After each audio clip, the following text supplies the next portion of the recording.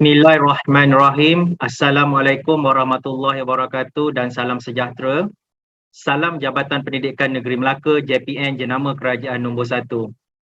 Saya Cikgu Muhammad Azif bin Syukur, merangkap Ketua Panel Penilai Pembentangan Video bagi Program Pelonjakan Pembudayaan Penyelidikan dalam kalangan guru besar di Negeri Melaka, ingin menzahirkan ucapan jutaan tahniah kepada semua guru besar yang telah pun menyahut cabaran untuk menghasilkan kajian tindakan dan juga menghasilkan satu perbentangan yang berkualiti tinggi supaya manfaatnya dapat digunakan bersama-sama dalam memangkin kemenjadian ataupun pembangunan sekolah-sekolah di Negeri Melaka khususnya. Baiklah tuan-tuan dan puan-puan, setelah menilai lebih kurang 37 buah video pembentangan yang dilakukan oleh guru besar dari 100 sekolah di Negeri Melaka, dapatlah saya menyimpulkan bahawa kebanyakan ataupun 75% daripada video yang dihasilkan adalah sangat berkualiti tinggi dan boleh disebarluaskan dengan halayak ramai, bukan sahaja di Negeri Melaka tetapi di peringkat kebangsaan maupun antarabangsa. Manakala bakinya 25% boleh ditambah baik lagi kerana terdapat sedikit isu teknikal berkaitan dengan grafik, susunan kronologi daripada penghasilan kajian tindakan itu bermula sehinggalah tamat proses penghasilan kajian tindakan itu. Baiklah tuan-tuan dan puan-puan, sebenarnya agak sukar untuk kami panel memilih 5 video pembentangan yang terbaik. Kerana apa? Kerana kesemua video yang dihantar itu mempunyai ciri-ciri, cita rasa dan sentuhan semula jadi ataupun sentuhan yang kreatif untuk menarik perhatian juri dan seterusnya menarik perhatian penonton yang menonton pembentangan tersebut. Jadi setelah menilai 37 video tersebut dan berbincang bersama rakan-rakan panel yang lain, dapatlah saya membuat satu rumusan keseluruhan berkaitan dengan kesemua pembentangan kajian tindakan yang telah dilakukan oleh guru besar dalam Negeri Melaka. Jadi rumusan ataupun ulasan yang pertama daripada kami adalah para pembentang ataupun presenter perlulah memastikan perjalanan ataupun flow pembentangan mereka lancar. Okey, kita kalau boleh nak meminimumkan masalah technical error. Okey, itu yang pertama. Dan yang keduanya adalah dari segi grafik dan juga warna latar belakang. Jadi dekat sini kita kena pandai memilih grafik dan juga tulisan. Biasanya warna latar belakang itu lebih gelap sedikit berbanding tulisan. Dan ketika kita melakukan pembentangan itu, kalau boleh kita banyakkan grafik berbanding tulisan. Kita tidak baca satu persatu apa yang kita tulis. Sebaliknya lebih baik dan alangkah bagus jika kita dapat meletakkan gambar. Okey, contohnya dalam satu slide tu kita letakkan 5 gambar. Biar gambar yang berbicara. Kita bercerita berdasarkan gambar yang kita persembahkan kepada kepada penonton. Supaya apa? Supaya bila kita menerangkan kepada penonton, penonton akan lebih faham berbanding kita letak tulisan yang panjang berjela. Okey, baik. Rumusan yang seterusnya adalah dari segi intonasi suara. Jadi intonasi suara ni sebenarnya tuan-tuan dan puan-puan, dia memainkan peranan yang sangat besar dalam kita nak menjentik perasaan dan juga perhatian. Okey, penonton yang ingin mendengar kita punya pembentangan itu. Jadi dekat sini saya boleh berkongsi sedikit berkaitan dengan intonasi. Ada pada masanya intonasi kita sedikit perlahan. Ada ketika kita perlu tinggikan sedikit intonasi kita supaya kita dapat menyentap apa perhatian penonton yang mungkin pada masa berkenaan telah pun terleka sebentar. So bila kita tinggikan sedikit intonasi kita dan intonasi kita itu tidak flat daripada mula hingga akhir, insyaAllah pembentangan kita akan menjadi sebuah pembentangan benchmark ataupun pembentangan yang terbaik. Jadi elemen seterusnya ataupun elemen terakhir adalah elemen wow. Elemen wow ni untuk pengetahuan tuan-tuan dan puan-puan dan juga penonton memang agak sukar untuk kita menghasilkan satu pembentangan yang wow, kerana pembentangan yang wow ini saya kongsikan berdasarkan pengalaman saya adalah yang pertama, kita tidak boleh baca daripada slide. Biar gambar bercerita. Daripada sebuah gambar itu kita dapat menghuraikan apakah kejadian-kejadian yang diwakili oleh gambar-gambar tersebut. Sebenarnya dalam kita menghasilkan kajian tindakan ini, kita nak mempengaruhi ke semua audiens-audiens yang mendengar pembentangan kita ataupun audiens-audiens yang di luar sana untuk ikut apa yang kita telah laksanakan di sekolah kita. Elemen mempengaruhi. Jadi kalau kita nak mempengaruhi individu ataupun orang-orang di luar sana, yang pertama kita perlu pastikan kita punya intonasi yang tadi saya cakap. Intonasi kita itu tidak statik dan flat semata-mata. Okey, dan yang kedua, kita tidak membaca terus apa yang kita tulis daripada slide, tetapi sebaliknya kita menceritakan apakah kejadian-kejadian yang diwakili oleh gambar yang telah pun kita kongsikan di dalam slide kita. Biarlah gambar berbicara. Jadi seterusnya tuan-tuan dan puan-puan, antara elemen wow yang saya ingin kongsikan di sini adalah elemen intervensi yang dihasilkan itu mempunyai intervensi yang berimpak tinggi yang boleh dilaksanakan di semua sekolah. Itu antara ciri-ciri pembentangan yang wow. Okey cikgu, tuan-tuan dan puan-puan, seterusnya saya merasakan saya tertarik dengan beberapa buah pembentangan yang telah dilakukan oleh guru besar daripada beberapa sekolah, dan pembentangan itulah yang kami semua angkat sebagai 5 pembentangan yang terbaik dan boleh dijadikan sebagai pembentangan benchmark. Jadi setakat itu saja sesi rumusan ataupun sesi hujahan berkaitan dengan video pembentangan daripada saya, Cikgu Muhammad Aziz bin Syukur, yang merupakan ketua panel penilai bagi video, dan saya sangat berharap agar program ini dapat diteruskan lagi pada masa hadapan untuk memberikan impak yang lebih besar kepada kemenjadian sekolah-sekolah di negeri Melaka. Jadi sekian daripada saya. Assalamualaikum warahmatullahi wabarakatuh. Salam Jabatan Pendidikan Negeri Melaka. #JPN Jenama Kerajaan Nombor 1. Terima kasih.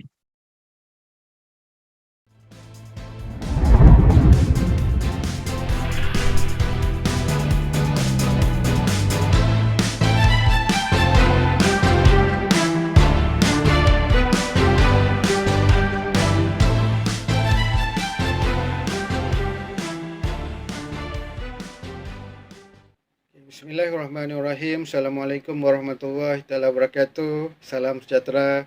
Salam Jabatan Pendidikan Negeri Melaka, JPN, Jenama Kerajaan Nombor 1. Saya Dr. Muhammad Zamri bin Husaini dari SK Amulet Melaka, merupakan fasilitator ataupun ketua juri bagi bengkel perlujakan budaya pendidikan di kalangan guru besar bagi sesi tahun 2021. Dan pertama-tama kalinya saya ucapkan tahniah dan ribuan terima kasih kepada JPN kerana menganjurkan. Bagi saya ini merupakan kata antara bengkel yang sangat-sangat memberi impak yang besar kepada profession guru besar dalam memacu sistem pendidikan pendidikan negara yang sangat mencabar pada masa kini. Baik, selaku juri ataupun fasilitator, saya dan beberapa fasilitator lain telah menyemak, membaca, menganalisa segala bahan-bahan penulisan yang telah dihantar kepada kami, dan secara keseluruhan saya dapat simpulkan bahawa penulisan kajian tindakan yang dihasilkan oleh guru besar sangat-sangat menepati konsep penulisan kajian tindakan yang sebenar. Saya lihat ada yang mempunyai gaya bahasa yang sangat baik, macam dia dah biasa menulis. Ada yang saya lihat mempunyai banyak, dia ambil banyak kajian literatur yang mana literature review antara kata which means bagus dalam sebuah penulisan, dan ada juga yang menghasilkan intervensi ataupun tindakan yang sangat-sangat kata luar biasa, yang hebat dalam menyelesaikan isu ataupun masalah yang mereka hadapi dalam penulisan kajian tindakan. Baik, saya nak share sedikit lah kesempatan yang diberikan untuk saya ulas sedikit tentang konsep penulisan kajian tindakan. Seperti mana yang tuan-tuan guru besar belajar, kita ada beberapa kata elemen-elemen dalam penulisan kajian tindakan. Kita ada abstrak, kita ada pengenalan, fokus sampai ke kesimpulan ataupun rumusan, seperti mana yang konsep 1 to 10 yang telah disampaikan oleh facilitator utama kita, Encik Asmidi. Baik, dari sudut abstrak contohnya, dari sudut abstrak apa yang kita nak tulis dalam abstrak? Okey, abstrak adalah perkara yang kata semua research kena ada abstrak. Abstrak adalah perkara yang kita tulis overall tentang the whole kajian kita. Kita punya tajuk, kita punya objektif, kita punya intervensi, kita punya dapatan, apa yang kita dapat, apa yang kita rasa, kita simpulkan dalam bentuk satu paragraf yang panjang dinamakan abstrak. Okey. Kemudian kita pergi kepada pengenalan. Pengenalan adalah kata kita nak cuba untuk mengenal isu yang kita hendak kaji. Katakanlah kita mengkaji soal CV. Okey, kita cuba untuk kenal, bawa pembaca tu kenal CV ni apa. Okey, apakah isu-isu yang ada sekarang dengan CV. Kenapa murid tak dapat hafal CV? Kita ambil kajian-kajian luar, kita luahkan, kita tuliskan dalam kajian pengenalan. Okey, di mana tak kisahlah isu-isu semasa ke, isu-isu dalam negara ke, luar negara ke, lebih banyak lagi bagus. Maksudnya kualiti penulisan di sudut pengenalan itu baik. Okey, seterusnya adalah fokus kajian kita. Fokus kajian adalah bagaimana kita nak fokuskan. Okey, katakanlah fokus kita, masalah kita dalam kelas CV tadi, murid tak boleh menghafal CV. Ataupun dalam bahasa Inggeris dia tak faham konsep grammar. Tenses contohnya. So, kita ambil, kenapa? Kita fokus kepada masalah yang kita ambil tu. Kenapa murid ni dalam kelas ni dia tak boleh perform? Dia tak faham konsep sedia ada. So, kita kaitkan sedikit dengan kajian literatur. Kita fokuskan kepada permasalahan yang hendak kita kaji. Okey? Dan seterusnya kita pergi kepada tujuan dan pada persoalan kajian. Ini bagi saya, tujuan dan soalan kajian adalah menjawab kepada apa research kita. Kita nak buat apa sebenarnya. Okay, so kita tuliskan. Okay, kita nak mengkaji contohnya lah, meningkatkan kefahaman murid tentang komunikasi dalam bahasa Inggeris ataupun dalam komunikasi lisan dalam bahasa Melayu. So, itu objektif kita, dan persoalan kajian adalah relate dengan objektif kita. Dia macam adik-beradik. Tujuan dan persoalan kajian dia berkait rapat. So dan kena sama. Dan alhamdulillah berdasarkan keseluruhan kajian yang saya baca, semuanya lebih kurang sama. Tak ada saya jumpa tujuan lain, soalan kajian pun lain. Berbeza tak adalah. Maksudnya semua faham, bagus. Okey, sebab dia relate. Okey, antara satu sama lain. Okey, contohnya murid tak hafal, kita nak meningkatkan murid menghafal CV. So soalan sekali, persoalan kajian adalah bagaimana kaedah ini dapat membantu murid menghafal CV. So dia berkait rapat. Okey, next, selepas itu kita akan pergi kepada kaedah kajian. Kaedah kajian ni adalah bagaimana, ataupun dalam bahasa mudahnya dalam kajian-kajian kita namakan sebagai research methodology, RM, research method. Okey, method apa kita nak pakai? Okey, proses dia. So bila kita proses itu, sebab kita buat kajian tindakan, kita kena follow beberapa model-model yang famous tentang kajian tindakan. Kita ada banyak, Lewis ada, kita ada Cambridge McTaggart ada. So kita gunakan model-model itu dan kita huraikan dengan apa yang hendak kita buat dalam penulisan. Okey, merancang, menganalisis. Okey, kita highlightkan. Okey, merancang, melaksanakan, kita highlight apa kita nak buat. Okey, dan akhir sekali dapatan data tu macam mana kita terangkan. Kita nak buat interview, kita nak buat soal sidik, kita nak buat analisa dokumen dan sebagainya, dan kita tuliskan dekat bahagian kaedah kajian itu. Okey, dan selepas itu barulah kita membuat tindakan. Okey, itu namakan intervensi. Intervensi ni adalah bagi saya, okey, untuk makluman para guru besar, itu merupakan jantung bagi penulisan kita. Everything yang hendak kita tulis, kita buat, kita cerita dekat intervensi. Okey, murid tak boleh hafal sifik, murid tak faham grammar dalam bahasa Inggeris. So, kita highlightkan apa tindakan kita. Cikgu nak buat inovasi ke, cikgu nak buat kaedah yang baru ke, kita rangkumkan, kita masukkan dalam inisiatif-inisiatif. Kita buat aktiviti satu.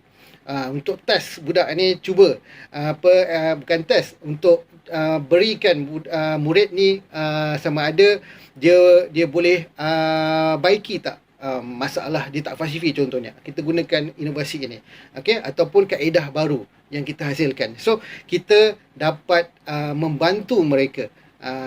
Kita dapat dengan adanya inisiatif itu dapat membantu mereka untuk menyelesaikan masalah. Lalu kita ceritakan cerita dan saya kadang-kadang saya rasa pelik juga sebab ada yang mempunyai intervensi yang sangat bagus tapi dia tak cerita. Saya dah semangat sangat nak baca, kadang-kadang tajuknya best, tapi bila menceritakan dia tak ada, orang kata tak banyak nak ceritakan apa aktiviti dia buat. Patutnya kat situlah kita letakkan pelbagai apa kita buat dan inisiatif kita, sebab intervensi apa yang kita buat terhadap anak murid kita, terhadap sekolah dan sebagainya. Okey, dan kemudian ni adalah dapatan. Dapatan adalah setelah kita buat intervensi, kita ambil sedikit data. Dapatan ni data lah. Data, banyak data boleh kita ambil. Soal sidik boleh, interview boleh, temu ramah. Kita turai apa soalan yang disoalkan kepada murid. Dan murid jawab, apa jawapan-jawapan yang murid. Kita kaji. Kalau temu ramah kita ada content analysis, kita ada thematic analysis. Dia banyak, tapi kita ambil yang simple-simple je. Okey, analisa dokumen dan sebagainya. Okey, kita mengkaji. Dan seterusnya adalah dapatan kajian dan akhir sekali kesimpulan. Kesimpulan kita simpulkan balik refleksi kita. Kita rasa macam mana perasaan budak, perasaan kita selepas menggunakan kaedah ini. Kita rasa seronok, kita rasa bangga murid kita dapat faham. Itu refleksi kita. Kita tuliskan, kita luahkan dalam penulisan. Dan satu poin yang saya nak tambah sedikit, kebanyakan dah berdasarkan banyak yang saya baca tak tulis benda ni. Okey, future recommendation. Maksudnya masa depan selepas ini kita nak buat apa, apa yang kita nak penambahbaikan selepas ini, apa yang kita nak buat lagi selepas ini. Itu perlu kita letakkan di bahagian kesimpulan, yang mana tak ramai yang tulis. Okey, mungkin selepas ini ada yang guru-guru yang ambil inisiatif untuk menulis future recommendation dalam kesimpulan. Dan saya rasa so far keseluruhannya penulisan yang dihasilkan sangat-sangat bagus. Saya bersyukur kerana dapat seronok sebenarnya membaca penulisan-penulisan daripada para guru besar yang menipati penulisan kajian tindakan yang sebenar. Dan saya berharap bengkel ini tak terhenti ke sini. Teruskan lagi para tuan-tuan untuk menulis kajian tindakan lagi. Kita mengkaji, kita ambil inisiatif, kita selesaikan masalah-masalah dan kita ambil peluang untuk sebarkan ilmu kita, ilmu kepada orang lain, supaya orang lain dapat berkongsi idea-idea inovasi yang kita hasilkan. Dan selepas ini mungkin boleh join, okey, boleh follow kami untuk terlibat sama dalam conference pendidikan. Kita bentang di dalam negara di dua conference di antarabangsa untuk kita sebarkan inisiatif ataupun kita punya intervensi, inovasi kita kepada orang. Kita sebarkan ini untuk kebaikan bersama. Okey, sekian saja daripada saya. Saya pun tak nak cakap banyak. Selamat maju jaya. Assalamualaikum warahmatullahi taala wabarakatuh. Terima kasih.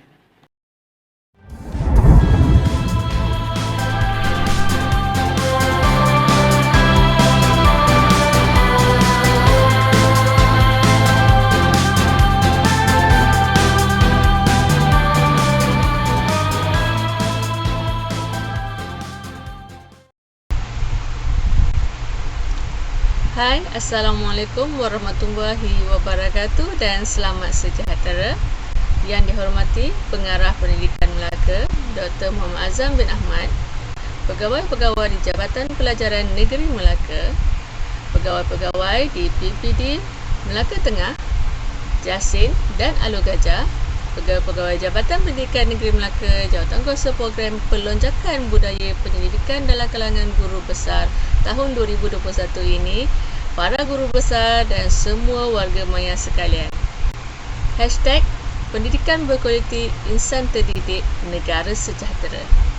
Hashtag Jabatan Pelajaran Negeri Melaka, Jenama Kerajaan nombor 1.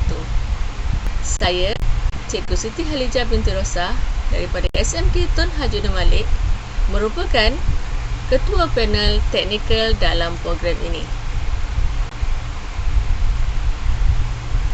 Dari segi teknikal penghasilan video pembentangan, secara keseluruhannya saya sangat berpuas hati dengan hasil pembentangan rakan-rakan dan juga kesungguhan para guru besar menghasilkan video pembentangan tersebut. Oleh kerana dengan kesungguhan rakan-rakan semua, saya dan juga barisan teknikal akan menjadikan hari ini sebagai hari yang sangat bermakna, memberikan kenangan manis kepada anda semua guru besar program ini. InsyaAllah, dengan sedikit lagi kemahiran yang boleh digilap kepada rakan-rakan guru besar, sesungguhnya rakan-rakan guru besar boleh menghasilkan lebih ramai guru-guru yang berteknologi, yang mampu menggunakan teknik-teknik yang mudah dalam penghasilan video PDP kelak. Jangan lupa kontak kami untuk mendapatkan perkongsian-perkongsian yang lebih menarik lagi berkaitan dengan teknologi pendidikan dan kajian tindakan ini. InsyaAllah. Jumpa lagi.